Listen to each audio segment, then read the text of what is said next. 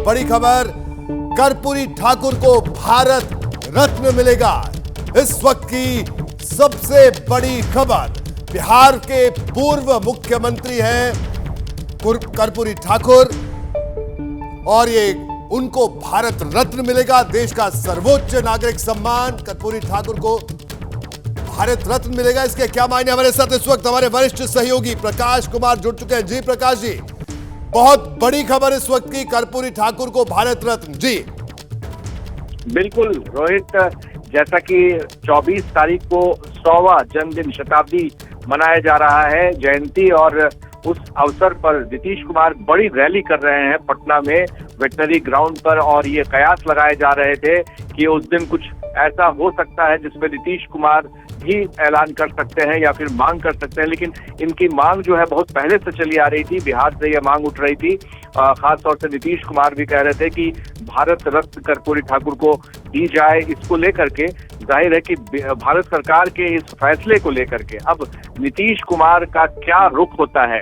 क्या कर्पूरी जयंती पर जिस तरह से बीजेपी और केंद्र की सरकार ने ये जो फैसला लिया है उस पर नीतीश कुमार कुछ बड़ा फैसला ले सकते हैं, कुछ संकेत दे सकते हैं, क्योंकि ये माना जा रहा था कि कर्पूरी ठाकुर के शताब्दी जयंती पर कुछ ऐसा होगा, कुछ ऐसे संकेत मिल सकते हैं। तो जाहिर है कि ये जो खबर है बिहार की राजनीति के हिसाब से, इंडिया गठबंधन की राजनीति के हिसाब से बहुत बड़ी खबर है, और ये बात जो है यही रुकेगी नहीं बल्कि दूर तलक जाएगी रोहित। ये बात क्योंकि जो कर्पूरी ठाकुर है, माना जाता है कि अति पिछड़ी समाज के वो पुरोधा थे, वो बड़े नेता थे और उन्हें जो लोग हैं बड़े पैमाने पर देखते थे।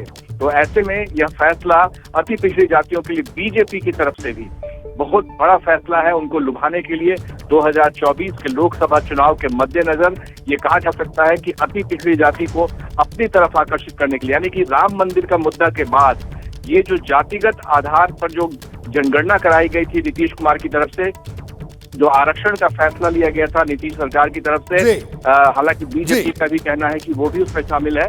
तो ये सारे मुद्दे जो है एक साथ आएंगे रोहित। बिल्कुल प्रकाश, एक और अहम सवाल ये कि नीतीश लंबे अरसे से मांग कर रहे थे और आपने कहा कि जो रैली होने वाली थी उसमें भी ये सुर उठ सकते थे, लेकिन अब जब केंद्र सरकार ने फैसला लिया है इसके बड़े मायने हैं, क्योंकि अति पिछड़ी जातियों के लिए जो कर्पूरी ठाकुर ने किया, उनका जो योगदान है उसका सम्मान, और सबसे बड़ा सम्मान उसका ये है।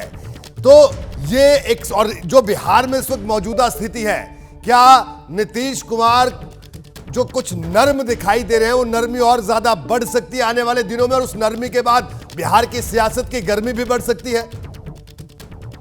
नीतीश कुमार जो एजेंडा सेट कर रहे थे, जो नैरेटिव सेट कर रहे थे, वो यही था कि अति पिछड़ी जातियों को लेकर के जो आरक्षण दी गई है उसको पूरे देश में फैलाया जाए, और इस मुद्दे के तहत ही वो आगे बढ़ रहे थे। बीजेपी का भी कहना, उसका भी दावा है कि वो भी, उनका भी सहयोग था इस आरक्षण पर हो, चाहे वो जातिगत आधार गणना पर हो। तो सबसे ज्यादा जो आरक्षण दी गई थी, जो बढ़ाया गया था बिहार में, वो अति पिछड़ी जाति को ही बढ़ाया गया था, 18 से 25% कर दिया गया। तो जाहिर है कि ये जो सिलसिला है उसके आगे को देखते हुए नीतीश कुमार को जो जातिगत आधार गणना का जो फायदा मिलना था, उसे देखते हुए 2024 में बीजेपी का ये बड़ा काट है।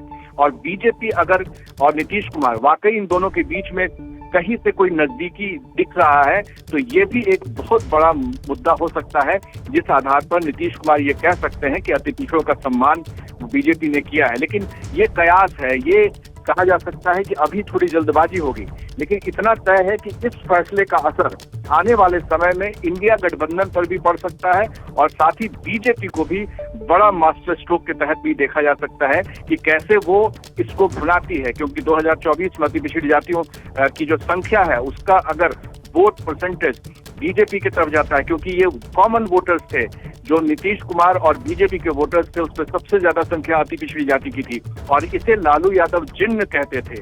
आपको याद होगा जब पहली बार 95 में चुनाव जीतकर लालू आए थे तो उन्होंने कहा था कि जिन्न निकलेगा बैलेट बॉक्स से, और यही हुआ था। तो ये जिन्न पर सबकी निगाह है, और ऐसे में उनको भारत रत्न देना की उपाधि देना जो है वो बड़ा फैसला और दूरगामी फैसला है।